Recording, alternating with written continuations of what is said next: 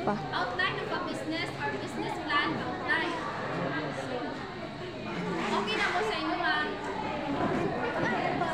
files. I-download na ninyo. Ito na po tanong ha. So, a comprehensive business plan is essential for any entrepreneur looking to launch a successful venture. So, if you're an entrepreneur, why is it important man nga naay ka na business plan? Sige na. Guys, as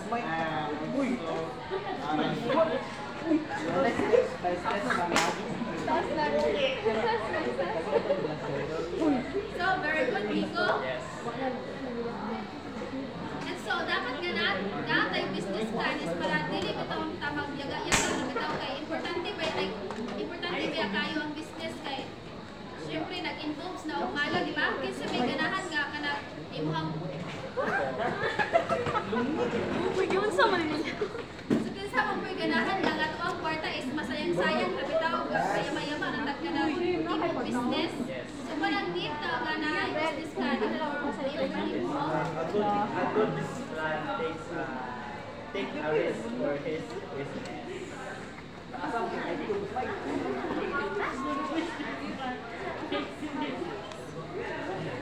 So, this outline provides a structured approach to articulating your company's mission, strategy, and financial projections. So, outline is refers to a structured plan. So, ano na to ma-express kung unsay ka na side or perspective na to sa ato ang company, kung unsay plano na to sa ato ang company. So, natay 7 steps in writing business plan outline. So, first, natay executive summary. So, please read.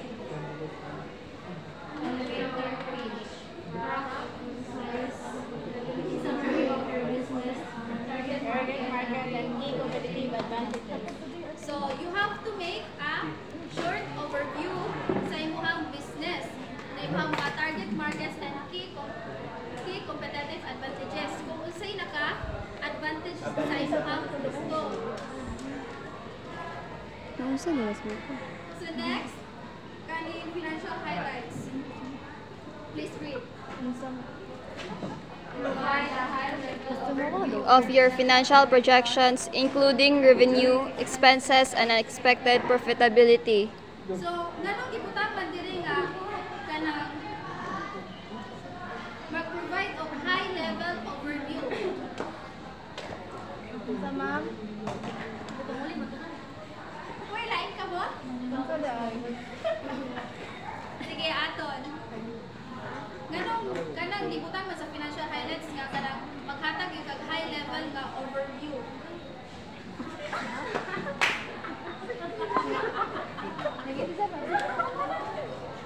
Sige. So for me, overview sa atong business. Overview, financial highlights. Ay, hindi ko na ako ganong buhatan, ay ganong statement na mag-provide o ganong naka-statement din nga maghatag og high-level overview sa financial highlights.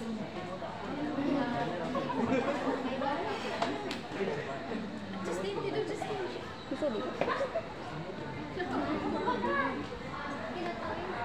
So further sa the question.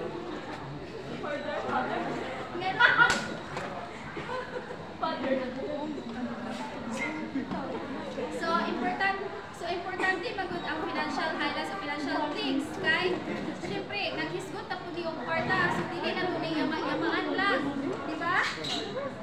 Ani ba state ko diya na to ko iba na bala na to makabawi bata sa gasto kung makaginansya bata or naginansi man gani. So walang importante kayo nga gina-highlight yung ang financial. So third is the mission and goals. Miko.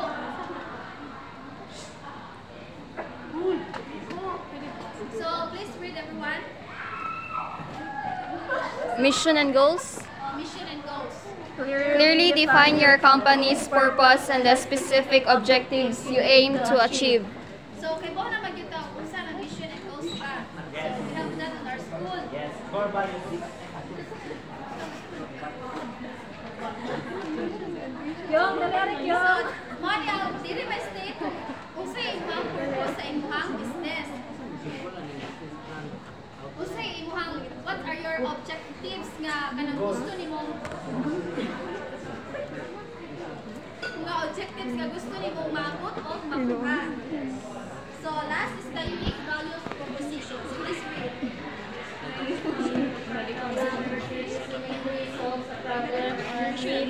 In the market. So from the word unique, sa may kanang dalahi kasi kanang kalahian sa uban. Kanang produkto, especially when it comes to kanang pagsulog bitaw sa problem. For example naman kanang type tindahan. Type nga kanang sabon. Also, dapat umusika sabon. Or quality nga sabon. Dapat quality ka para ang consumer maka.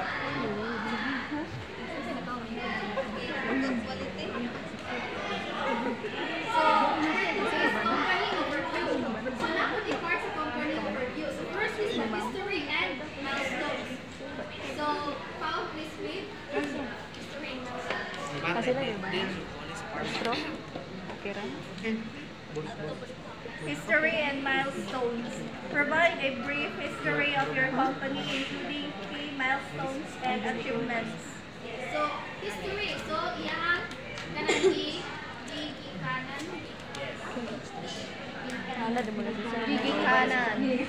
kanang kanan. Asa nagsugod, isa kay nag-start kanang business kung kanus-an mo na siya kanang di pa unang nagsugod. Kay di ba kasagaran o sa mga business kay branch naman, pero sa Crispy King, daghan na kayong branch di abot taning pilar. Mapun yung tubuok. Yun ma. Sa sentro no? Oh, isa unsa nag-business na daghan na kayong branch. So, next is leadership team. So, Heidi, please read. Introduce your management team and highlight the relevant experience and expertise. So, leadership team. So, ang example na eh. So, ang example kita ay si Karen. Si Karen kay ni-graduate of accountancy. Wow! Ikaw ka rin? So, di ba, ang kita na is introduce your team. Introduce mo, then i-highlight mo kung sa'yo ka ng ilang experience and expertise. So, si Karen kita ay ni-graduate of kanang accountancy. So, mo na iyahang expertise. So, iyahang experience na kanakabutan kita ito is kanang naka-experience kita siya na naka-experience kita siya trabaho sa tindahan as a cashier. Tani ba na asa ba na sila nagtimong cashier? Basta kay experience niya. Nakasabot ra? Yes, ma'am. Experience. Ako ba? Nabi ba nasabtan? Nasabot ka, ma'am. Next is the core values and culture. So, kahit Core values and culture. Articulate the guiding principles and work environment that define your company's culture. So, core values and culture. So, it is a set of kanang ethics and principles that guide actions sa imong organization, sa imong decision making, sa culture practices and behavior sa kanang na-evolve sa imong company. So, ano po maan kung unsa ang klase nga environment sa imong company, kung unsa environment sa imong trabahoan bitaw. Sa putra? Yes. So, ka-third is market analysis. So, first is industry overview. Please read by Isa.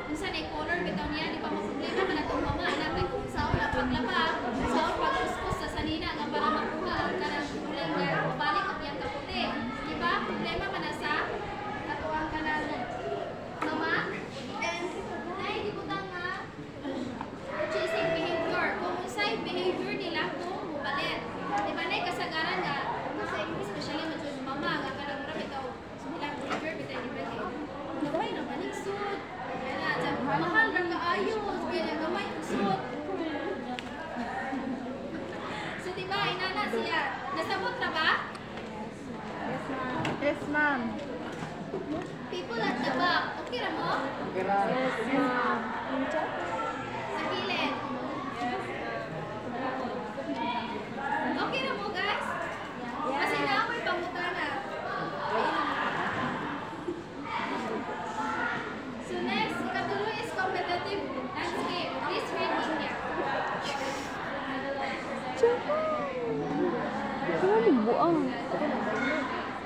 So you have to analyze your direct and indirect competitors. If kung asa sila, hinay o usog sa market. Nakahinumdum ka mo sa direct and indirect competitors. Di ba na-discuss din na yung Miss ni Casa pag-agi? Kung sa ganitong direct competitors,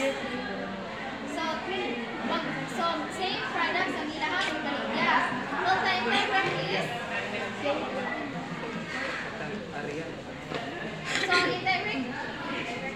ang indirect is kanang lahi na bitaw sila nga kitahan. Isa na maligya o cold nga Mga products.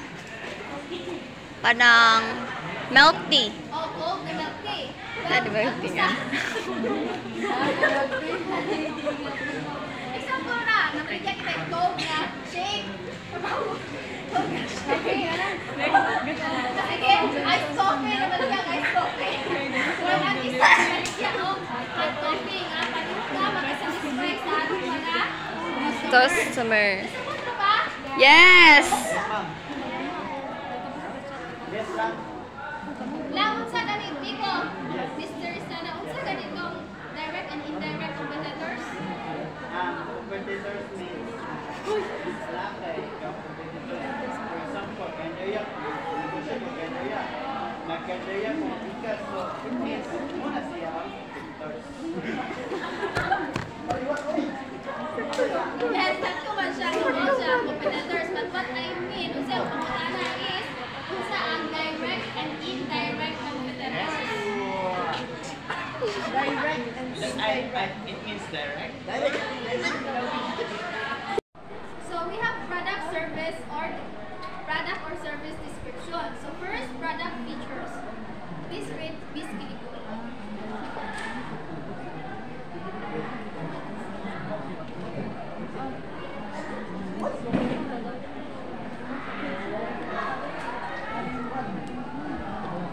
Product features outline the key features and functionality of your product or service, highlighting their unique benefits. So product features. So naminaw mo boys. Naminaw mo. So product features. So ani nimo ibutang ang overview kung unsay kanang katangian, unsay unique, unsay kanang kakayahan sa imong produkto. So ani diri gina-highlight kung unsay kanang unique nga benefits bitaw sa imong. So unsa may example na ani? Unsa may example na to nga kanang produkto nga gina-highlight siya unique bitaw. Sige, example kita hay, di ba? Daghan man nga kanang klase nga sabon. Ay naminaw mo? Di ba namin kanilain nga klase sa sabon? So naman dyan may usang nga sabon nga kanang paborito ninyo. Usa may naka-unique kanang anong paborito man yun na? Effective. Yes, ang ingredients. Usa ko na siya sa lakinig. Sabot akong bumot bitaw kayo. Usa ko product. Masatisfied yun kayo bitaw mo. So, next is innovation and R&D. So, please read Jenny.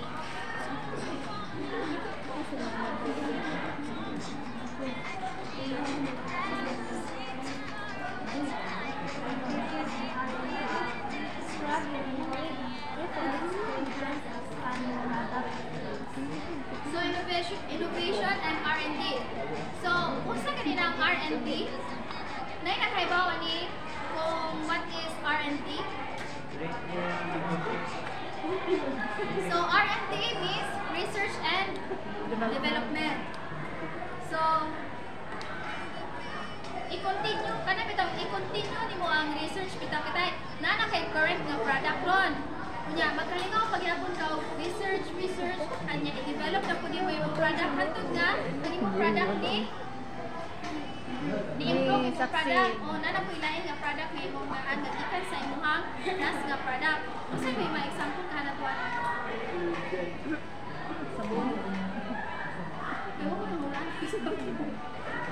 Kana isa ka product nga gina-research niya, improve, yan himong inani ka product. Cosmetic. Beauty product. Oh, mga beauty products. So, nasabot. Oo, mga sunscreen. So, nasabot na ninyo ang innovation and R&D? Yes. Girls at the back, okay na mo?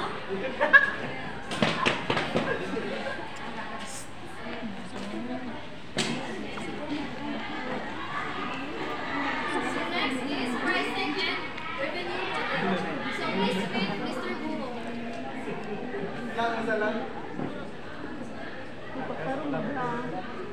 Please read the pricing and revenue model.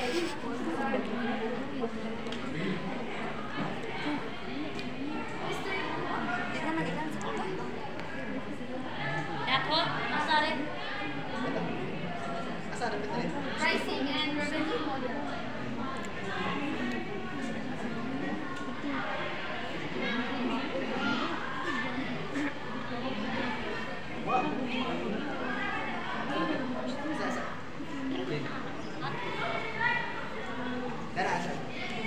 Feel mo nalabian niya siya. Explain your price strategy. Now you plan to generate revenue from your products and services.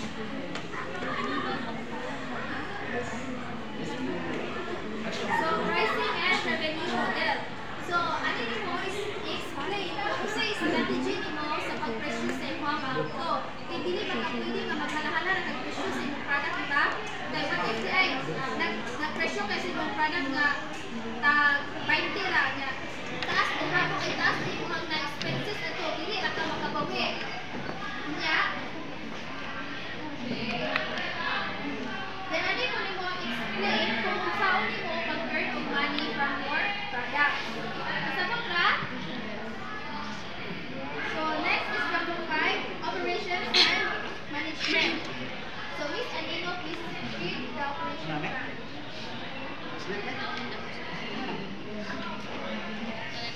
Operational plan. Describe the day-to-day activities, processes, and resources required to deliver your products or services. So operational plan. So diri nimo is describe ang pang-adlaw-adlaw nimo nga activities and process. So for me, mura ni siya og kanang checklist. Nakailang Ito mo. Dito. nakailang og checklist? So ang checklist is kanang bitaw. Kanang check. Kanang bitaw mga to-dos kita to-dos.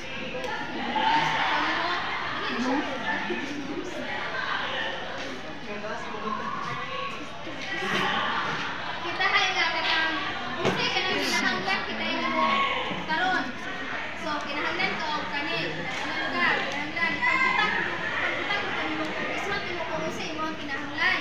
Kay imo kanang karon kay para check mo mo kani na condition na mo na condition na mo para matag mo sakto nga product or service sa imong customer.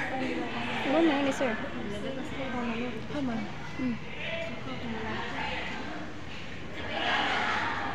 Sandinas. Kibot. Ano si sir ganina nga wala na sa poultry kay dili ka report sa ari. Ako nakadumi lain tiyan. Next is management structure. So, Miss Genevieve, can you read? Saba. So, ma'am, Management structure. outline your organizational structure, including key roles and responsibilities within the company. So, operational. So, management structure. So, mura ni siya og kanang organizational chart. Diba, mo na nagibutan dito nga Kay CEO ay Karen Joy Di Casa. Wala po tayong CEO sa company. Niya ibutan Wow. sa iyang responsibilities. So, kung sa may sunod sa CEO, ay presidente lang ta, kay sunod vice. Naalala lang ito mag-CEO. So, president sa company. Owner na lang, uy. Yeah, vice owner. Oh, lagi. President. Basta president sa company. Yeah, butan mo, sir, responsibility sa president sa company. Sunod na po, si Justin, vice president sa company. Yung sa may yung responsibility. So, secretary, itara ek nakasunuran na. O, sunuran mo sa niya. Butan ang mga key responsibilities. So, next is strategic partnerships.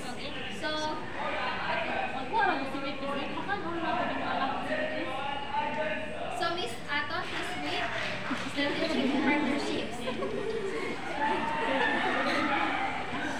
Strategic partnerships.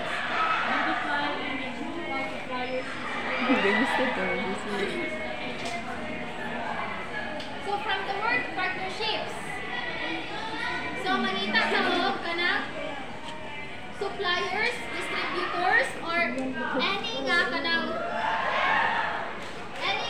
kisa mga partner sa imong nga business.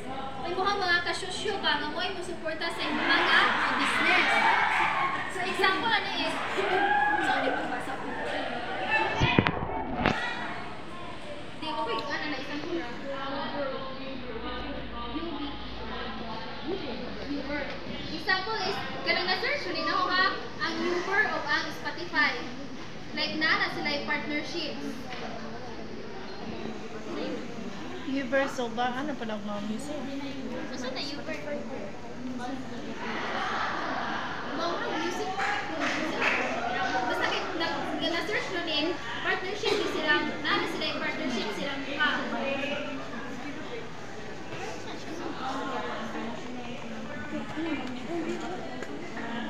Ano gusto ko is, Uber provided the consumers in Spotify the technology. So, let's move on to number 6, financial projections. So, one is revenue. So, projected sales and other income. So, kaibo naman tagsanin yung revenue, di ba? Wala na kaibo yung sanin yung revenue? So, revenue is money, muhang kita. Money, muhang halin.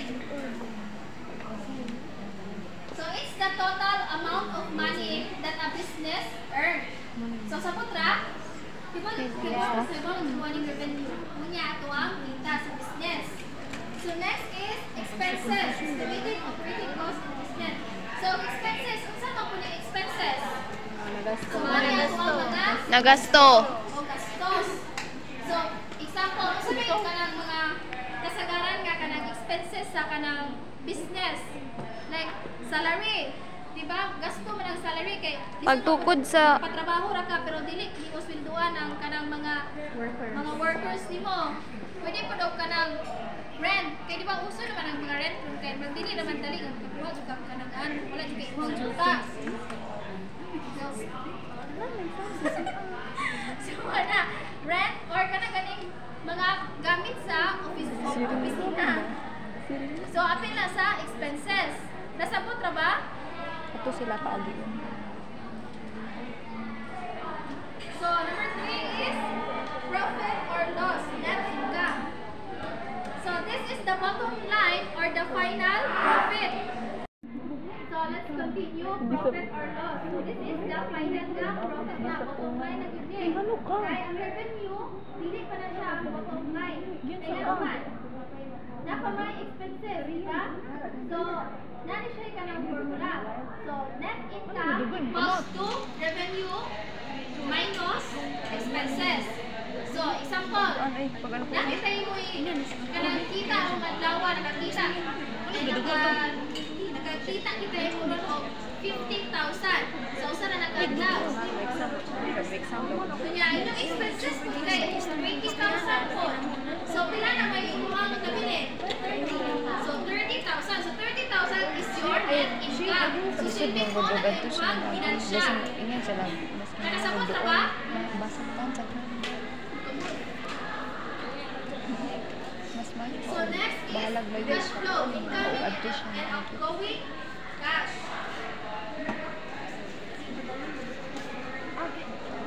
So, kani siya is kanang ani nimo i-monitor ang imong movement sa imong kwarta. So silbing mo ni ang liquidation nga pasud og pagawas sa imong kanang business nga kwarta. So naay duha ka type cash flow. So ang positive cash flow and negative cash flow. So ang positive cash flow is mao ni siya nga more money is pasud sa imong business kaysa sa pagawas. Well, the negative cash flow is mao ni siya ang negative. Mao ni siya ang kanang mas daghan pa ang nigawas nga kwarta kaysa sa pasud nga kwarta sa imong nga business. So nakasabot ra. Yes, ma'am. So the last one is marketing and sales strategy. So Kibuli ko na. kindly read Miss Anino, target audience.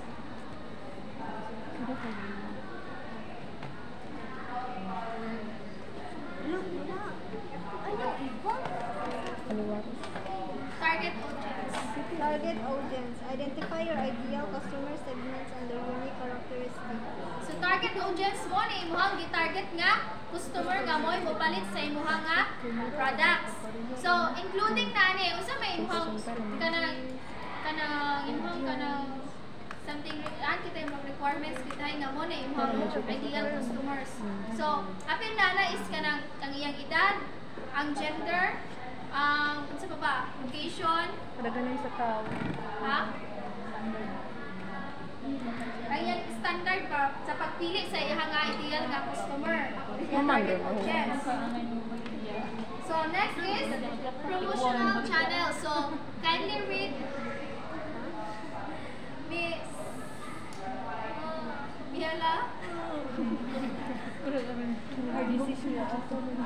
Ato? Promotional channels.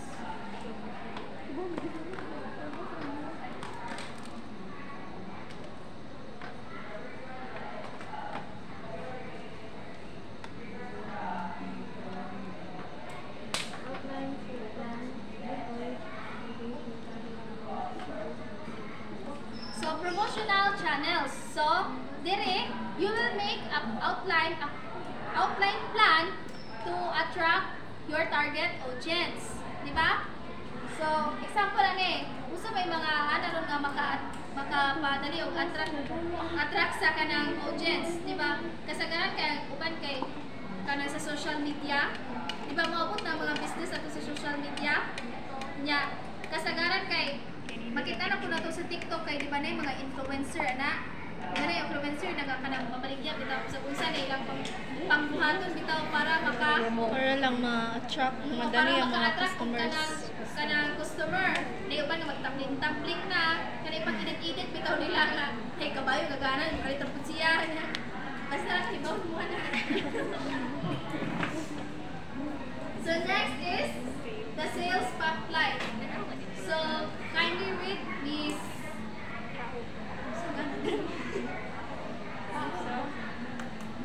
Miss Sheila.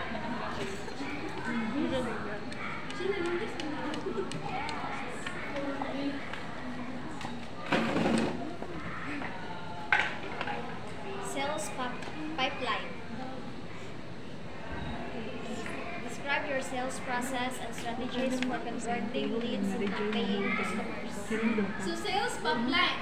So dire i-describe nimo ang imong mga sales process and strategies.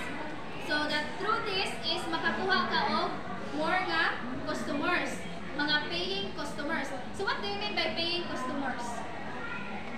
So based on my research, paying customers is mo na imong mga kliyente, mo na imong mga suki. Pero bitaw murag paano maasahan. Kanang ana lagi nimo nga kani is bayad ka tunig tawhana. Oh, masaligan. Kanang masaligan lagi nimo nga customers. So, nakasabot ra? So next is brand identity. Last na gyud din. So please read Mystical. Brand identity. Ano na po dito? Brand identity. Filipino dito nito. Brand image. Ano sa din meaning? Basin pa dito. Brand identity. Articulate your brand unique value proposition, messaging, and visual identity. So, brand identity. So, dili pati mo ipakita kung unsay naka-unique sa imong product. Unsay kanang kakaiba sa imong product. Sa imong sa mga message bitaw sa product, then sa visual identity. Usa may example ng mga visual identity. So, example diri is kanang iyang color. Kung di ba maka-attract man po ng color, di ba? Yes. Color, logo, mga designs. Di ba naman nasa usa ka product? Yes. Eh, di ba yun ka, wala po kita nga product nga, kanang bitaw, kanang Plain. plain ra jud bitaw. Di ba wala may inana kay wala bitaw. Boring kayo tanawon ang product kung walay designs, kung walay ka ng mga Dili sila highlights ma-attract. na naka-unique bitaw niya. Kaya mo man yun ay pangitaon sa usa ka tawo ang usa ka ang highlights bitaw sa usa ka product. Sabot ra? Yes. So, mo na tong topic and